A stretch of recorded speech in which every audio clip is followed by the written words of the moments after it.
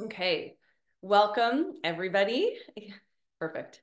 Welcome everybody on the replay, and Anna here is live walking her dog.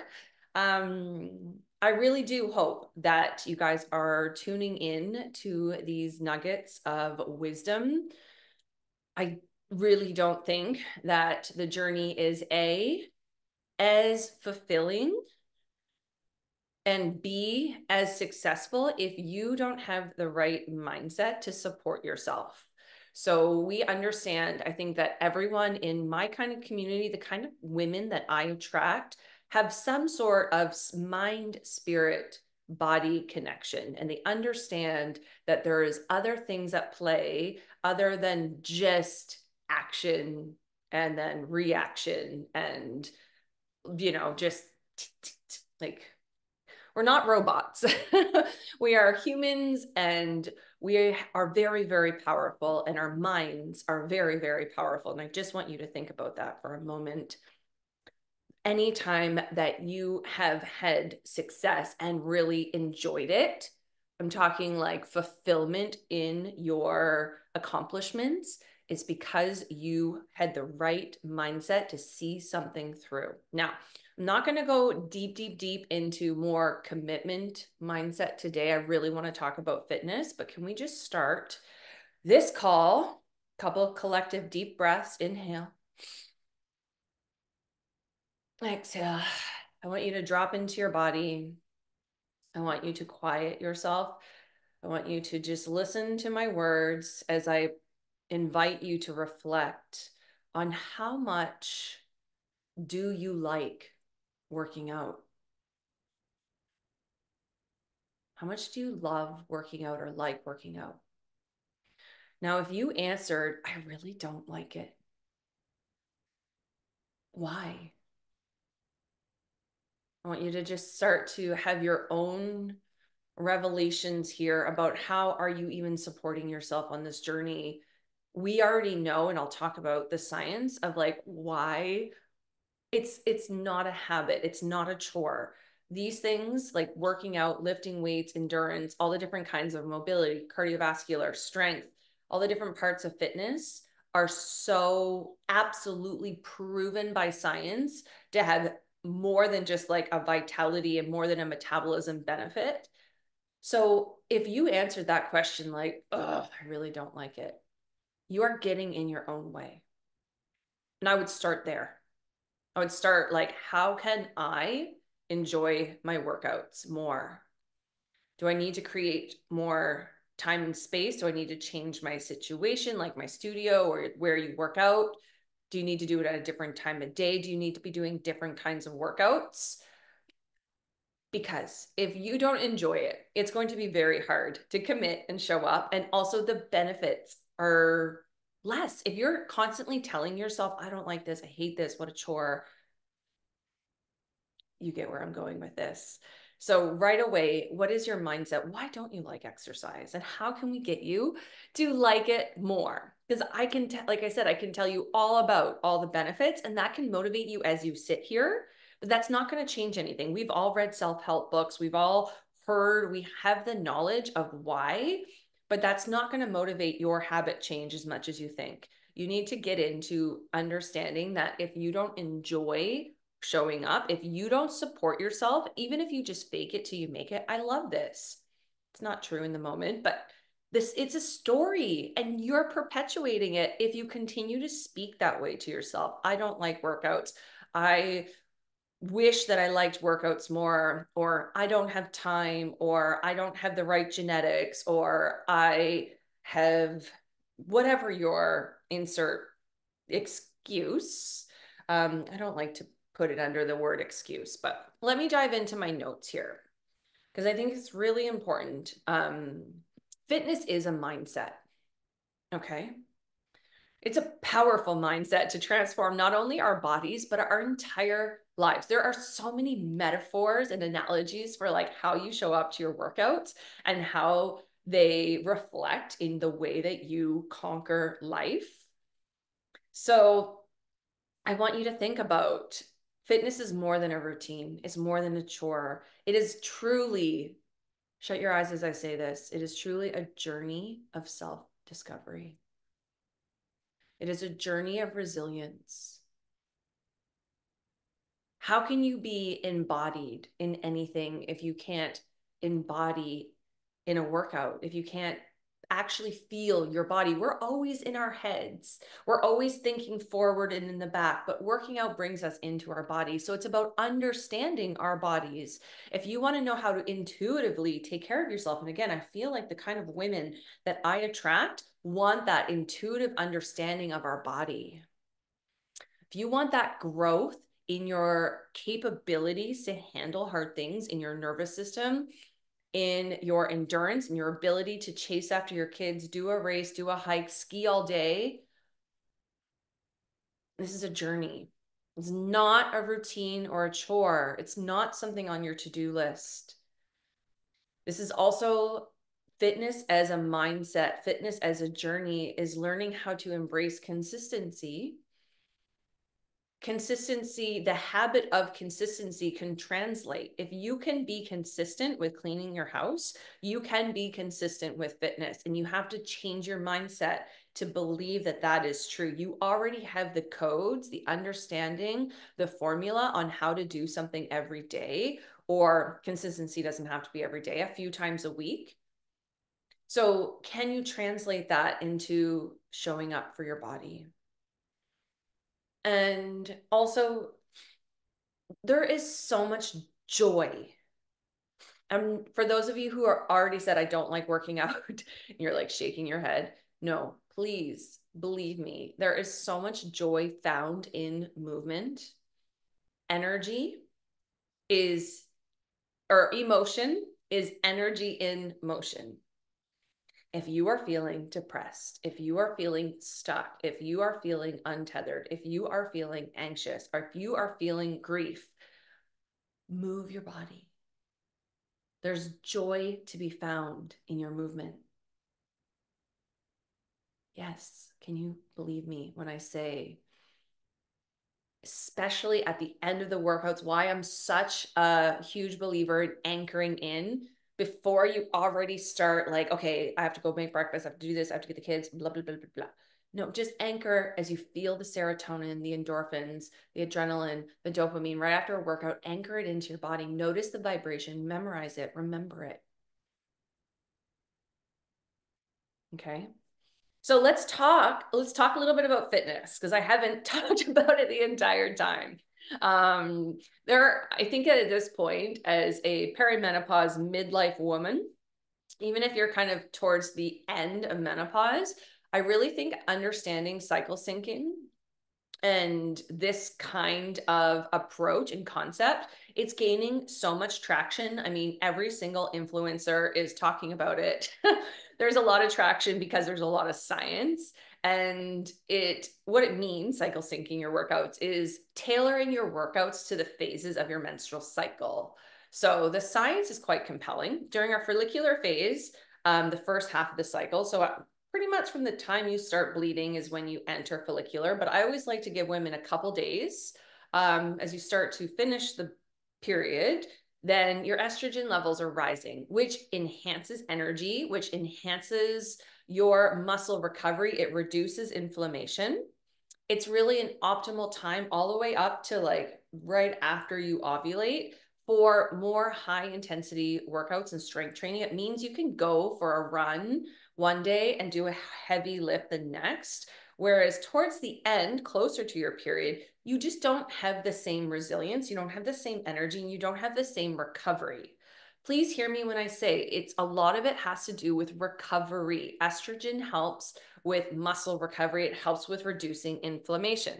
You got it? The luteal phase, which is where progesterone is dominant, progesterone really doesn't like cortisol. It actually won't secrete, and we won't get as much progesterone if we're in a high cortisol state. So when we are in the first part, we can handle the cortisol and the stress a little bit better. We're more resilient to it. Yeah, we just can handle it better. And it's a chemical, hormonal thing. In the second half, it's kind of where all these hormones come from, but progesterone doesn't do well when it's like up to the bat with cortisol. Cortisol wins. So we don't want to be pushing too hard. I always talk about this edge where people dive over and they go too much.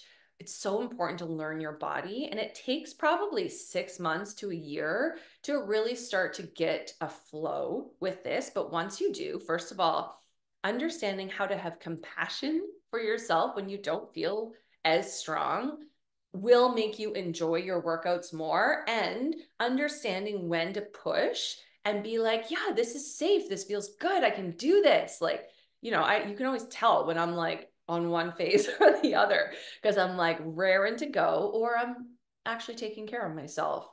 So luteal phase is the second half. You can still do a bar workout. Maybe you don't do as hard. You're not pushing as deep in the plies. You do walks, you do less, and maybe you just turn on a stretch video or like a beginner workout if you're really advanced, but you're like, no, I'm about to start bleeding. I want to stay up because I want the consistency. I know that moving my body is going to move emotion. And at the second half of our periods, we have bigger emotions. We are happy and then sad and then angry and then pissed off. So if you work out, you can help manage some of our big, heavy emotions better. And it doesn't have to be a hard workout. Walks, Pilates, bar, you can do a heavy lift workout and just not lift as heavy and not move as fast. Like, you have to know what's best for you. So, anyways, aligning your workouts to your body's natural rhythm, you can really optimize your performance. You can reduce the risk of injury and you can help maintain balanced hormonal environment in your body. Okay. So you have to understand, you've got to start tracking your cycle. And I talk about this all the time in virtual studio. So if you're just joining for the core challenge, I really do invite you to stay on. And I'm going to talk about that at the end of this call, but we talk about it a lot. So I think that the women who have been with me for a while, this is all old news, right? Okay. So let's consider different kinds. I've been kind of talking about different kinds of exercise and training. Each type has its own set of pros and cons. Rebecca, just tell me what I should do. I hate that question because you are an individual and there's no one on this planet like you. And there is no one size fits all, and there's no one workout is the best for all. No, they're all good. They're all good. It's all good. All exercise is great. Even cardio is great. It's good for your heart. Running, swimming, biking, endurance, all that kind of stuff. That's good, but we just have to be careful. We don't want to overdo it. So there's cardio. I still have that cardio class. There has been whispers from my intuition that maybe it's time, as my audience grows older, to actually drop the cardio class. And I think I might try it for the summer because then people can still get out for their own cardio. But the thing is, yeah, you still need some cardio, just so you know. Your heart still needs to have the good stress on it to keep it healthy. Now, strength training. Strength training can range. There's like obviously lightweight strength training, heavyweight, Olympic style, which is like 1 to 5 reps at like max strength. I think here in Virtual Studio, I am really trying to tailor strength training to the home workout environment. So we don't have all that big, heavy gym equipment. And so we do a few more reps, sometimes more than 10 to 15, which is kind of all you need. That's the science behind like a heavy lift. If you're lifting to fatigue within 10 to 15 reps, then you are getting the metabolic, the muscle, and the bone benefits. Now, everyone hear what I just said? If you're lifting heavy to fatigue in 10 to 15 reps, so that's squats, lunges, bicep curls, shoulder curls, then good, that's it. You're doing it. Do that a couple times a week. I like to give variety. I'm doing something within that realm, keeping it safe within Virtual Studio. So that is what strength training is. It's where you're lifting, your muscles are fatiguing, your heart rate is going up because The muscles need, they're such a metabolic tissue, which is why they help our metabolism, but they also need a lot more oxygen and glycogen and energy, right? And but they also produce a lot of energy. That's where most of our ATP lives. So the more muscle you have, not only the more fast metabolism you have, but the more ATP, which is our energy engines in our body. So we have more life force energy when we do strength training. The other thing is like you just can't get around skipping your strength training as you get older. You can't just do cardio.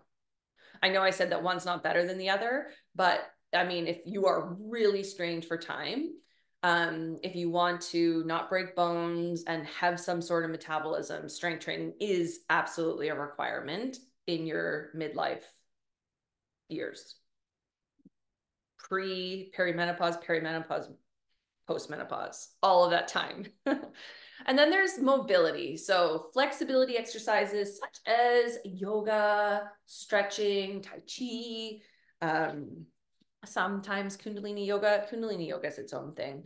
But these things enhance mobility. They not only do that, they're not only just lubing up your joints and allowing you to be able to keep everything open, the ligaments where the muscles meet the bone. They're also really good at reducing stress, right? Stretching is a great way to still have that energy and motion, to move emotion.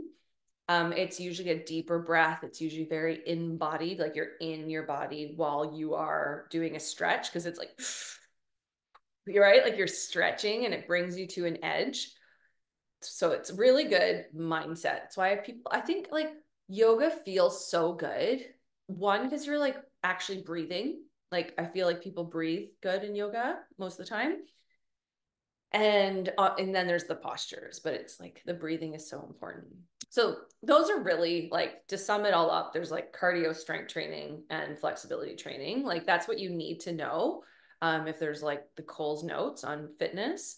And then strength training is where the juice is worth the squeeze, but everything is good. Like all of these are good, and finding a nice balance is important. So really, to sum this all up, the health benefits of exercise lie in variety and balance. Just like a well-bodied or a well-balanced diet nourishes our body, a well-rounded fitness routine nourishes our entire being.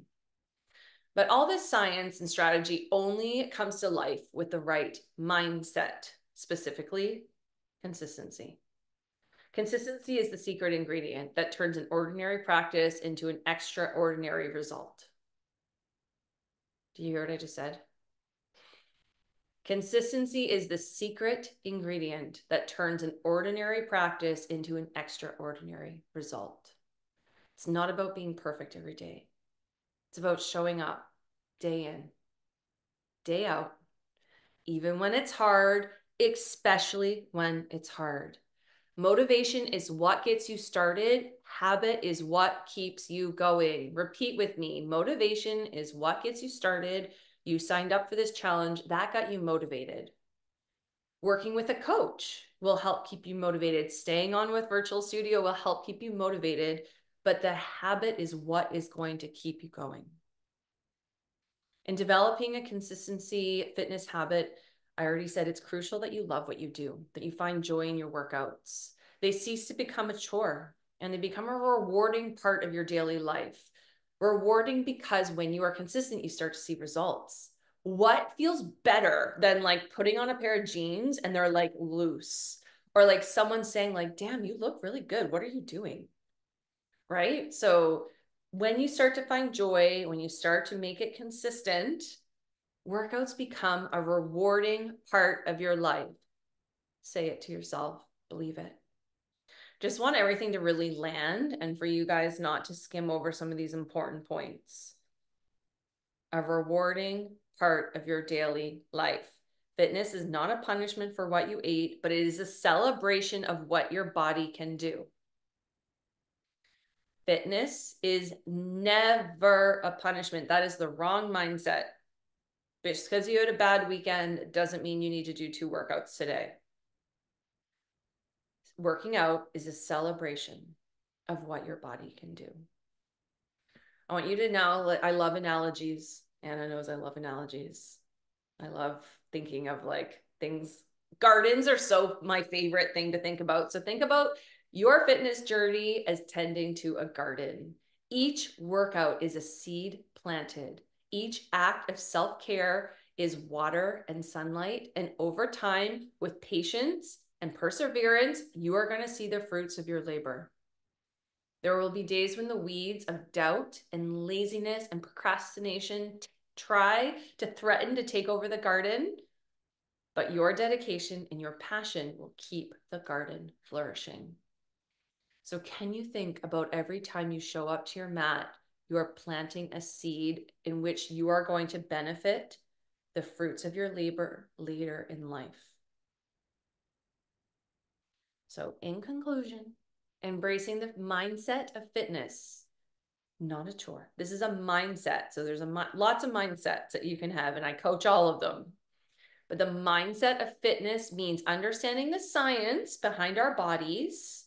It means committing to consistency. So 3 times a week, 5 times a week, every day, whatever that means to you. You know you.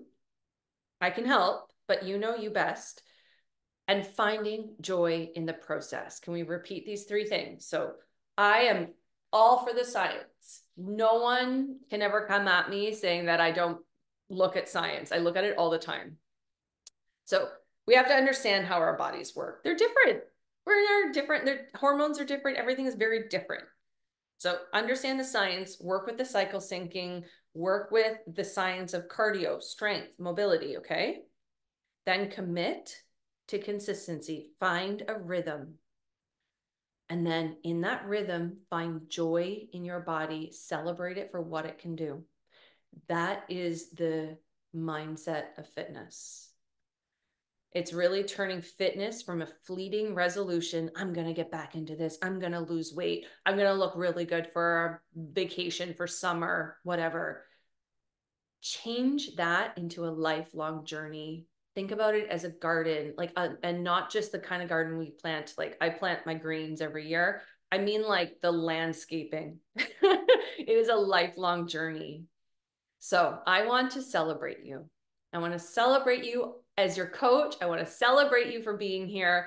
I want you to push your limits in these last 10 days, and I want to invite you. If you are not already part of Virtual Studio, I am inviting you, especially if you, okay, here are your options. So you can buy class passes. They are, I think it's $15 per class. And that's great if you're only going to do like 1 class a month. But I really think that there's the 2 better options. The first one is on demand. The on demand means you don't get to show up to any live classes. You will not have that option. You can always reach out to me if like you really wanted to do a live thing and we can talk about it, but generally you don't get that option, but you do get all the replays, and that's only $50 a month. That is the cost of 2 drop-ins at a yoga studio. Less. Yoga classes nowadays are like $30 to $35. Like the Legrees are like now up to $40 a class. So for $50 a month, you get all the workouts. So if you could commit to doing 2 or 3 20, 30, or 45-minute workouts a month, you are saving a lot of money. So get your home gym set up. And if you really like having a little bit of accountability, feeling the community, we can all feel each other on these live calls, then it's $75 a month. That means you get to show up. I mean, if you just think about that value, take advantage of it. That's amazing value. This is really good coaching. There's more than just fitness here in Virtual Studio. There's the fun challenges. There is so much continuing education around midlife, perimenopause, menopause. And that's where I'm continuing to take this. Virtual Studio will be a place for women in their midlife to feel supported, to get over the overwhelm, to get more energy. So I invite you to stay on because prices are going up next year. So this is your opportunity, if you are just here for the core challenge, to stay on, lock in those founder prices. And anyone who's watching this who's already a member, you don't worry about it. All of your pricing stays the same. It's locked in.